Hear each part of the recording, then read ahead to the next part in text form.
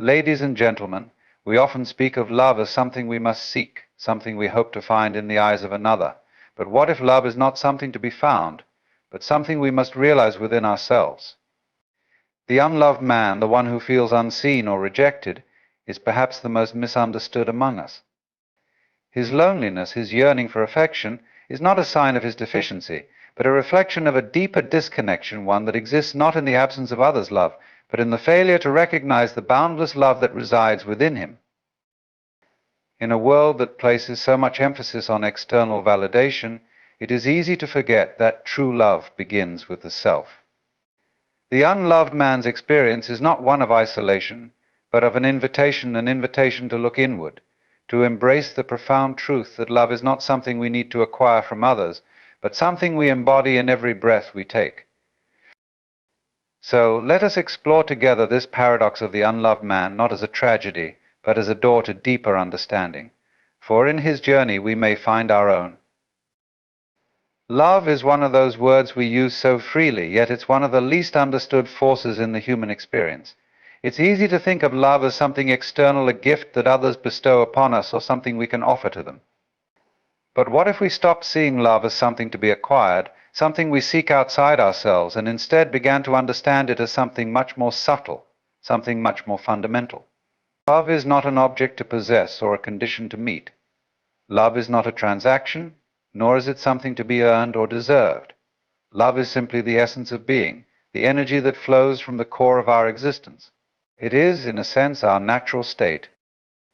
When we think of the unloved man, we often think of someone who is deprived of this external affection, someone who yearns for connection but remains isolated, perhaps even desolate. Yet in truth, it is not the unloved man who is lacking love, but the illusion that he must receive it from others that creates his sense of emptiness. Love is not something you can lack, for it is always present, like air, like light.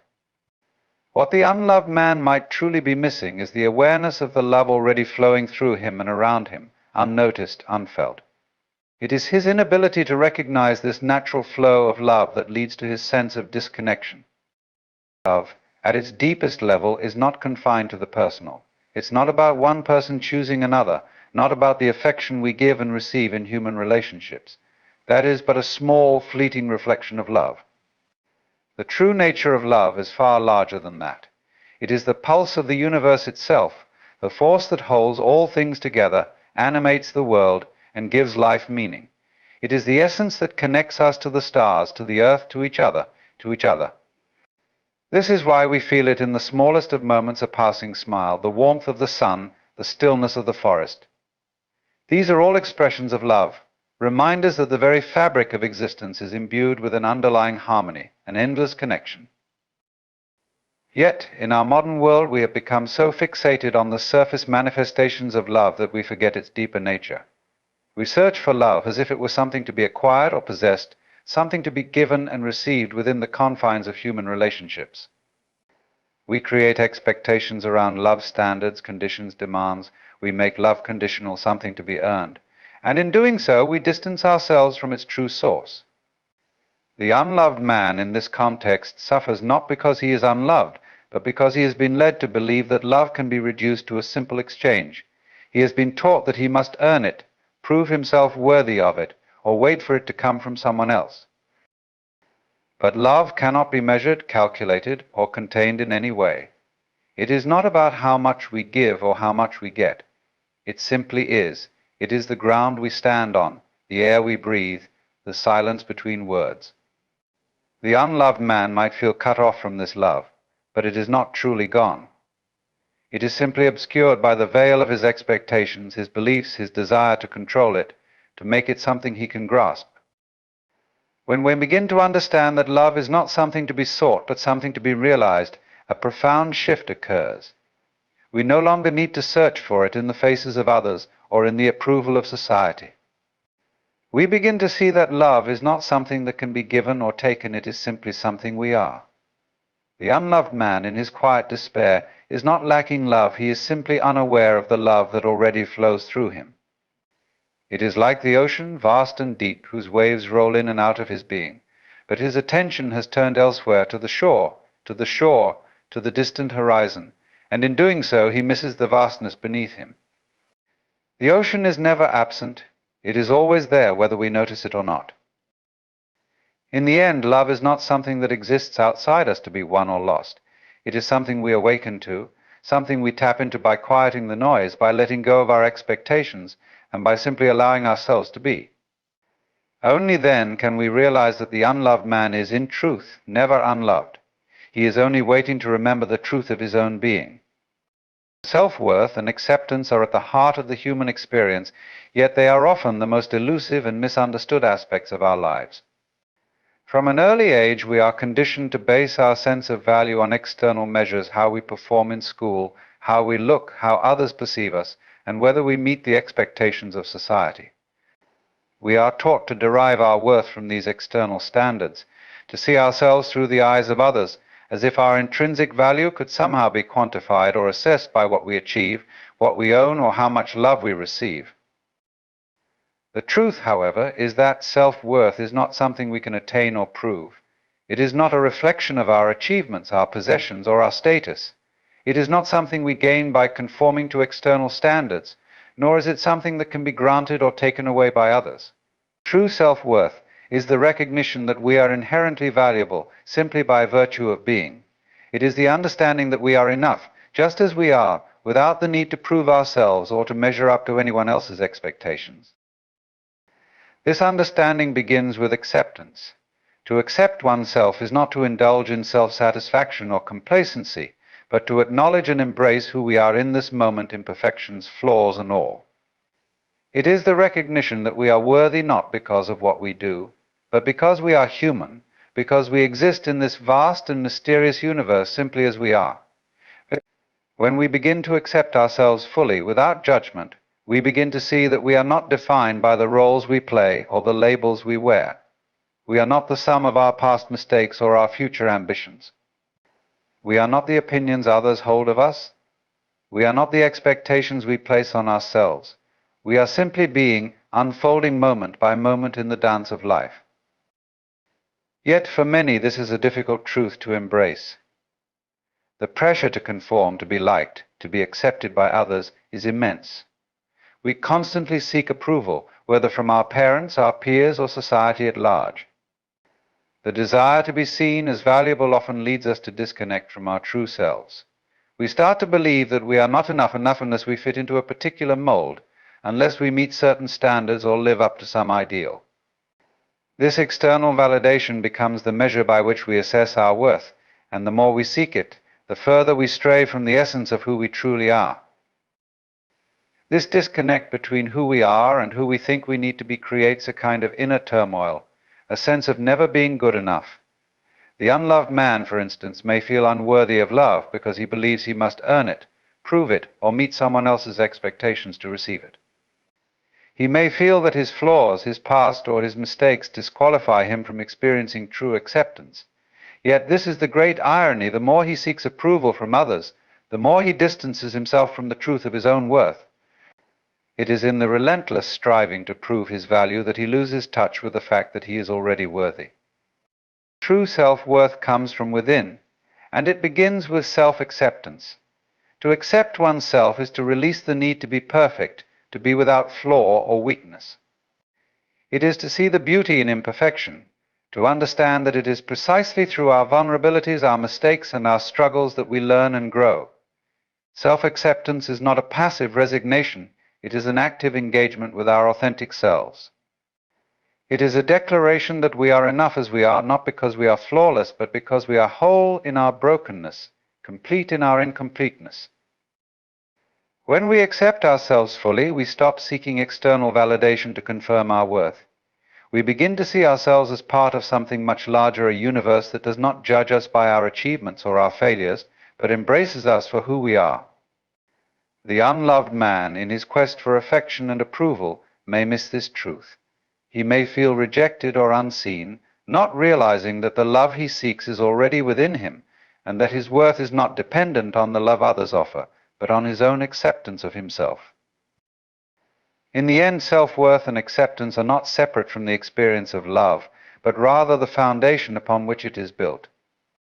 Only when we come to accept ourselves as we are, without judgment, without condition, can we begin to truly experience the love that is ever present, always flowing, ready to be received. It is in this acceptance of self that we find peace, not because we are perfect, but because we are perfectly imperfect, and in that we are enough. The mask of the ego is something we all wear, often without even realizing it. It is a construct, a persona we create in order to navigate the world, to fit into social expectations, to protect ourselves from the vulnerability of being fully seen. This mask is not inherently bad, nor is it something to be discarded outright. It is simply a tool and adaptation to a world that can sometimes feel harsh, judgmental, or indifferent. But the mask becomes problematic when we begin to mistake it for our true self. When we forget that it is only a facade, an outer layer, and start to believe that this mask is who we really are, we lose touch with our deeper essence. The ego is the part of us that seeks to define and separate. It wants to create an identity, one that is unique, one that stands out, one that is recognized and validated by others. It tells us we are not the same as everyone else, that we are individuals with distinct qualities, opinions, and desires. At its core, the ego is a survival mechanism. It helps us navigate the world by carving out an image of who we are and where we belong. It helps us make sense of our experiences by framing them within a narrative that feels familiar and secure. But the problem arises when we begin to identify solely with that narrative, when we cling to the story of who we think we are instead of seeing that story as just one small part of a much larger, interconnected whole. The unloved man, for example, is often deeply entangled with the mask of the ego. He might define himself by the roles he plays in life: father, friend, lover, worker, and when these roles are unfulfilled or rejected, he feels as though his very identity is threatened. He may convince himself that he is unworthy of love because he has not been able to meet the expectations attached to those roles. But in truth, his sense of worth is tied not to the roles he occupies, but to the deeper, quieter self beneath the surface. The ego's mask is brittle and fragile. It is constantly seeking validation, constantly needing to be reinforced by others. When the validation does not come, the ego feels threatened, and in its defensiveness it constructs barriers, pushing others away and feeding the illusion of separation. But the more we cling to the mask, the more we disconnect from the real source of our being. The ego operates out of fear, fear of rejection, fear of failure, fear of failure, fear of not being enough. In its attempt to avoid these fears, it creates a version of ourselves that is armored, that is always striving to appear successful, attractive, competent, and worthy of love. This false self becomes our primary identity, and we start to identify with it so strongly that we forget who we are without it. We forget that we are not the mask, that we are not the roles we play or the accomplishments we achieve. We are something far more profound, something that cannot be reduced to any label, title, or image. The tragedy of this identification with the ego is that it leads to a profound sense of alienation, both from others and from ourselves. The more we construct a self-image, the more we feel we must protect it. And as we protect it, we create walls between ourselves and others, walls that keep love out and keep us from experiencing true connection. The unloved man, in his desire for validation, is trapped in a constant cycle of performance. He must keep up the act, wear the mask, and pretend to be someone he is not, all in the hopes of gaining approval. But the more he seeks this approval, the further he drifts from the authenticity that lies at the core of his being. Yet it is not the ego itself that causes the suffering, but the belief that it is the whole of who we are. The mask is not inherently wrong or bad, it is simply incomplete. It is a partial expression of our identity, not the totality. The path to liberation, to love, and to true connection is not to destroy the ego, but to see it for what it is: a tool, a mask that we can wear when necessary, but one that we can also remove when we no longer need it. The unloved man can begin to find peace when he realizes that he does not need to be a certain way to be loved. He does not need to wear the mask of success or perfection. Love is not about the roles we play or the image we project, but about the deep recognition that we are whole and enough exactly as we are beneath the mask. When we allow ourselves to step beyond the ego, we begin to experience a sense of liberation, a sense of unity with the world around us. We no longer need to perform or prove anything to anyone. We begin to recognize that we are not separate, not isolated in our struggles, but part of a greater whole and interconnected web of life that transcends the stories we tell ourselves. The unloved man, in his despair, may be hiding behind a mask of fear and inadequacy, but underneath that mask lies the truth of his being a being worthy of love, of connection, and of peace. Loneliness is often seen as a curse, something to be avoided or feared, a deep and painful state that we desperately try to escape. We associate it with isolation, with emotional deprivation, with a sense of being cut off from the world around us. And yet, when we truly examine the nature of loneliness, we may come to realize that it is not always what it seems. The paradox of loneliness is that, while it is often experienced as a painful absence, it can also be a powerful invitation, a call to deeper self-awareness, a door to transformation. The unloved man, for instance, may feel acutely the weight of his loneliness, the ache of disconnection. He longs for companionship, for affection, for recognition from others, but the more he seeks it, the deeper his sense of isolation becomes. He may even come to believe that his loneliness is a reflection of his own inadequacy, a sign that he is somehow unworthy of connection or love. The paradox here is that the more he strives to escape his loneliness by seeking external validation, the more entrenched he becomes in it. The very effort to fill the void makes it seem all the more profound. Yet, if we look closely, we begin to see that loneliness is not simply a lack of others. It is a state of awareness, an inner experience of separation. It arises when we feel disconnected from ourselves, when we lose touch with our own deeper nature. In these moments, loneliness is not a punishment or a sign of being unloved. It is a mirror, reflecting back to us our own internal disconnection. We are not lonely because others have rejected us. We are lonely because we have rejected ourselves, because we have become so consumed with seeking validation, with chasing after external sources of love, that we have forgotten to nurture the love that already resides within. This is the great paradox. Loneliness, in its essence, is not the absence of others, but the absence of ourselves. It is a disconnection from our own truth, our own wholeness.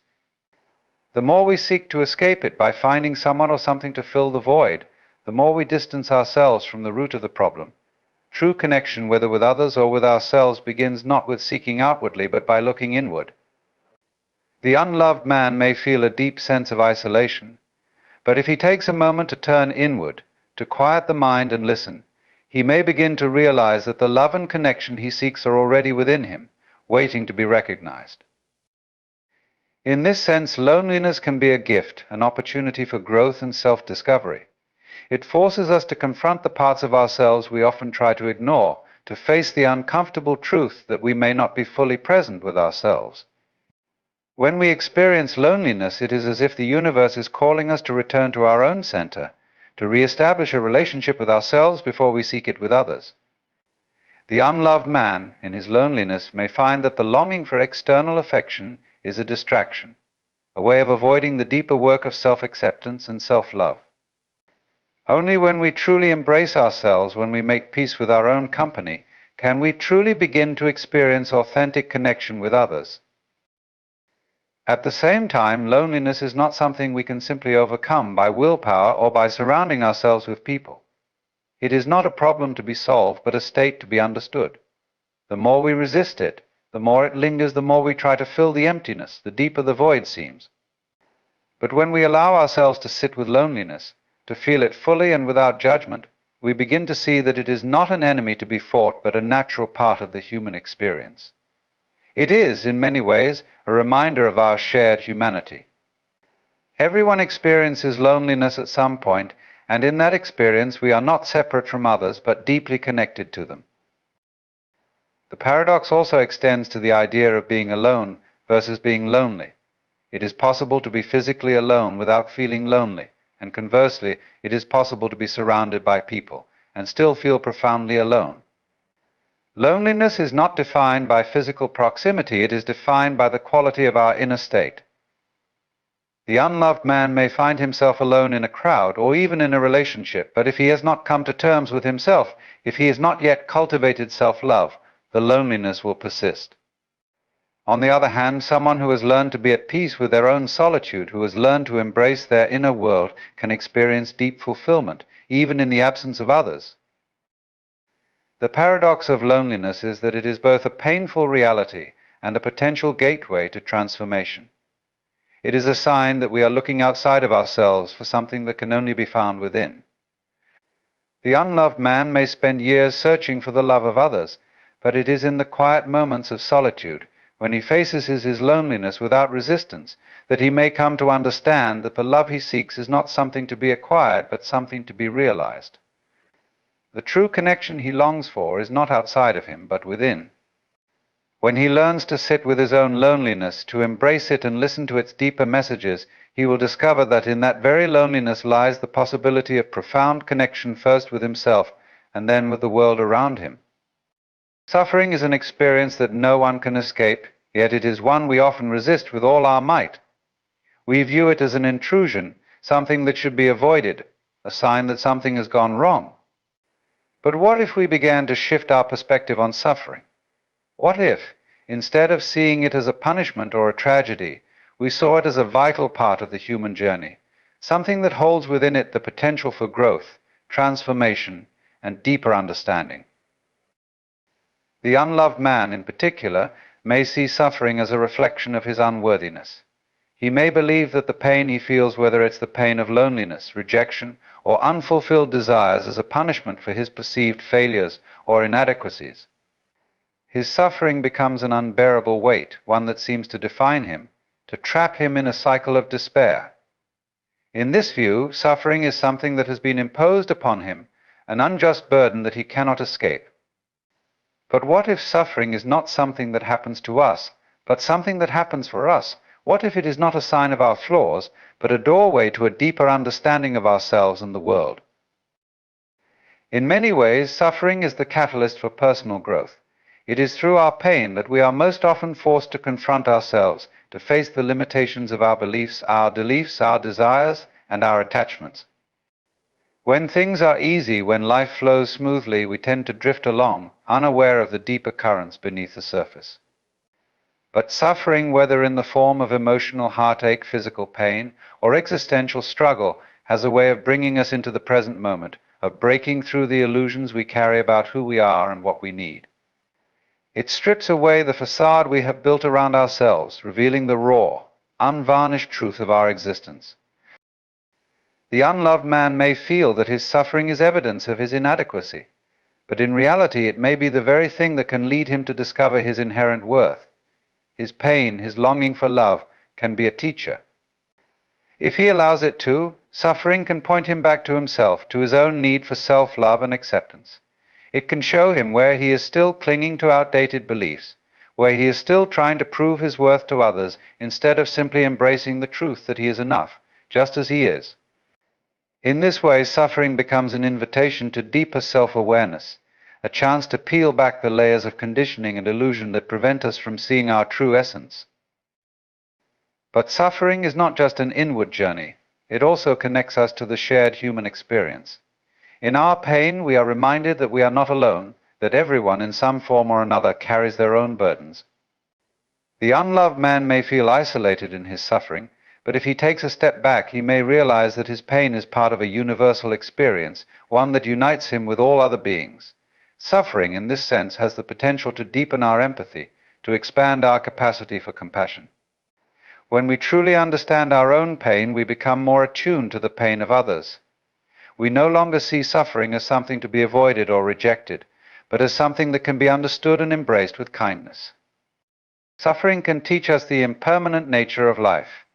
The unloved man may feel that his pain will last forever, that it will define his existence and shape his future. Yet in truth, suffering is fleeting, just as all things are fleeting. Like everything else in life, it comes and goes. It is through our suffering that we learn the truth of impermanence, that nothing, not even our pain, is permanent. This awareness can bring great freedom. When we begin to understand that our suffering is not a permanent state, that it is a passing wave in the vast ocean of experience, we begin to see it with less fear and more acceptance. We realize that suffering, like joy, is part of the ebb and flow of life, and it is not something to be avoided, but something to be experienced fully, without resistance. This leads us to the paradox at the heart of suffering in accepting it. We transcend it. When we stop running from our pain, when we stop labeling it as wrong or unwanted, we can experience it fully without resistance. And in experiencing it fully, we are no longer controlled by it. The unloved man, in his desire to avoid the pain of rejection or loneliness, may be trapped in a cycle of avoidance, constantly seeking distractions, constantly pushing away his feelings. But when he allows himself to feel his pain without judgment, he begins to loosen the grip of suffering.